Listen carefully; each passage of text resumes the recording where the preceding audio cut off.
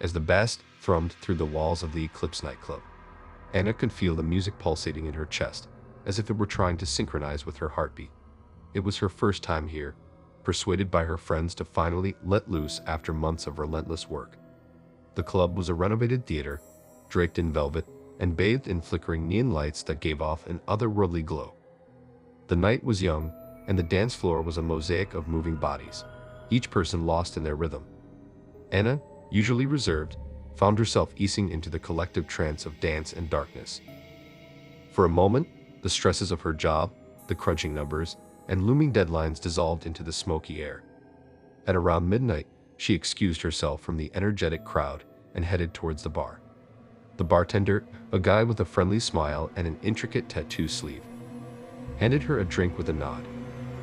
"First one's on the house," he said, his voice barely audible over the music.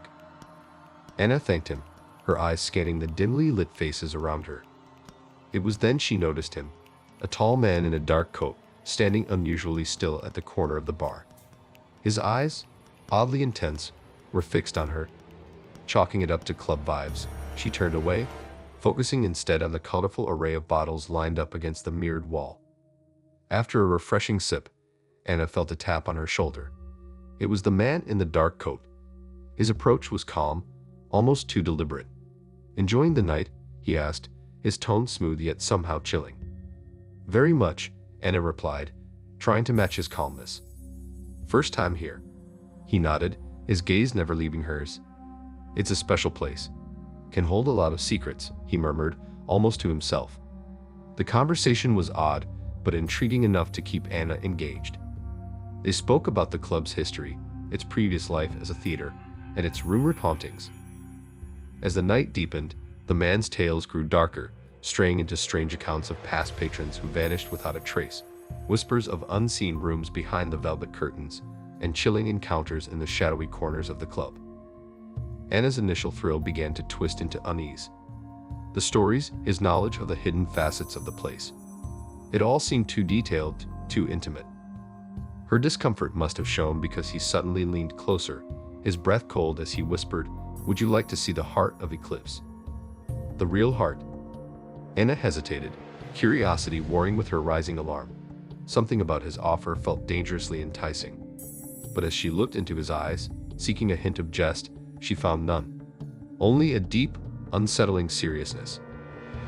"I think I'll stay here," she finally said, her voice steady despite her pounding heart. The man's smile didn't reach his eyes.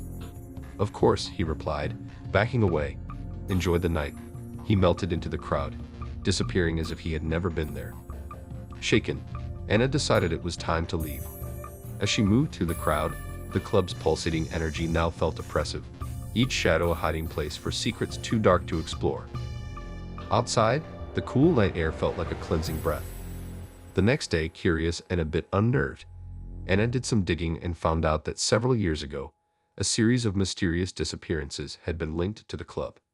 Though the cases had grown cold, the stories matched the chilling details the man had shared.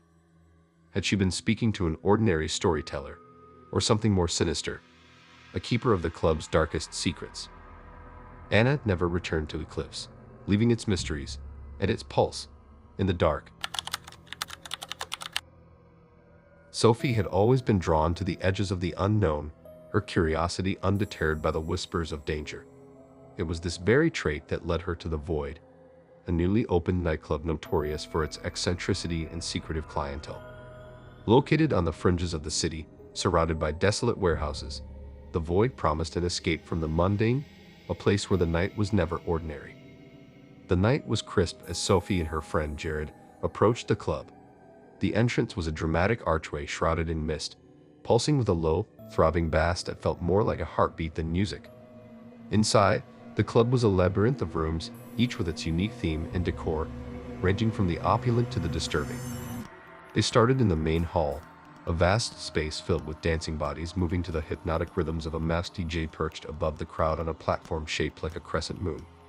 The air was thick with artificial fog and the sharp scent of incense, creating an almost otherworldly atmosphere. As the night deepened, Sophie's thrill-seeking spirit took over. She tugged at Jared's arm, leading him through a narrow corridor that veered off the main hall. This path took them to a smaller, more intimate room where the music was softer, yet somehow more intense. The crowd here was different. Their movements were languid, their eyes hidden behind elaborate masks. A sense of unease began to curl in Sophie's stomach, but her fascination pushed it away. They mingled, or at least tried to. Conversations were hushed, secretive, as if every word carried weight. Sophie noticed that some patrons seemed oddly familiar, their mannerisms reminiscent of stories she'd heard, legends of people who had vanished, only to be whispered about in tales of the night. Drawn by an inexplicable urge, Sophie left Jared at the bar and wandered deeper into the club. She found a door, slightly ajar, leading to a staircase that spiraled downward. The music from above faded as she descended, replaced by a silence that buzzed in her ears. The staircase ended at another door, this one heavy and adorned with symbols that seemed to writhe under the dim light. Pushing it open, Sophie stepped into a room unlike any other in the club. It was a mirror room, walls, ceiling, and floor reflecting infinitely. In the center, a single chair faced a large, ornate mirror, unlike the others. It looked ancient, the glass wavy, and tinted a deep, ominous black. Compelled, Sophie sat. The room felt alive, the air pulsing with a silent chant she felt rather than heard. When she looked into the black mirror, her reflection was not her own. Instead, it showed a pale, distorted version of herself, its eyes hollow, its smile too wide. Frozen with horror, she watched as the reflection reached towards her, its movements slow but deliberate. Panic clawed at Sophie's chest as she tried to stand, to run, but her body wouldn't obey. The reflection whispered in a voice that was hers yet not, a sound like the rustling of dry leaves. "Stay," it hissed, "stay with us." The door burst open, and Jared's voice shattered the trance. He grabbed Sophie, pulling her away from the chair, away from the mirror. They ran without looking back, up the staircase, through the club, out into the night that now felt mercifully ordinary. Back in the safety of their apartment, Sophie trembled uncontrollably. Jared watched over her, the weight of what might have been pressing down on them both. The void continued to exist, a beacon for the curious and the brave, but its secrets remained hidden, locked behind a door that should never be opened, in a room with a mirror that reflected the darkest parts of one's soul. It was just past midnight when Michael, a seasoned DJ, stepped into the abandoned nightclub that locals claimed was haunted. Known as the Abyss, the place had been shuttered for nearly a decade after a series of unexplained accidents. Tonight, his task was simple: play one final set for a private live stream, organized by a group of paranormal enthusiasts eager to capture any supernatural occurrences on camera. Michael didn't believe in ghosts. Music, with its highs and lows, was the only spirit he cared about. As he set up his equipment on the dusty stage, the stale air of the deserted club seemed to close in around him, thick with the scent of decay and forgotten revelries. He shrugged off a chill, attributing it to the eerie setting. The live stream began, and Michael lost himself in his music, blending tracks with practiced ease. The dance floor, empty and shadowed, echoed with the thumps and wails of his electronic beats. He glanced occasionally at the chat on the live stream, where viewers reported odd shadows and sounds. But Michael saw nothing unusual from the stage. An hour into the set, Michael decided to play a track he hadn't touched in years, a haunting melody that was rumored to be cursed. According to club lore, the last time it was played at the Abyss, lights had flickered and a mirror had shattered. He chuckled to himself. Superstitions made good tales but poor realities. As the track rolled out, a palpable change swept through the club. The air grew denser, colder. Michael felt a sudden, inexplicable sadness, as if the song had awakened the sorrow trapped within the club's walls. He tried to brush off the feeling, focusing on his turntable, but his hands began to tremble. Without warning, the speakers emitted a piercing shriek, drowning out the music. Michael winced, pausing the track, and the shriek stopped abruptly. Silence fell. A dense, oppressive silence that seemed to pulse with suppressed whispers. The chat on the live stream erupted with panic and fascination.